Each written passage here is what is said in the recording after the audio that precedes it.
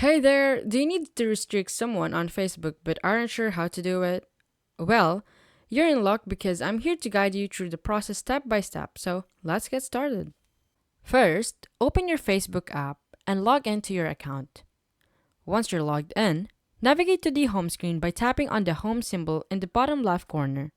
Next, tap on the search symbol in the top right corner to access the search page.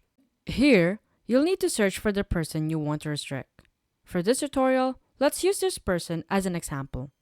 Once you've found the person's profile, scroll down and tap on the three dots icon next to the message button. This will open a menu with several options. Now, since Facebook currently only allows you to restrict someone by blocking them, tap on the block option. Confirm the action by tapping on block again in the prompt that appears. And that's it. You've successfully restricted the person on Facebook.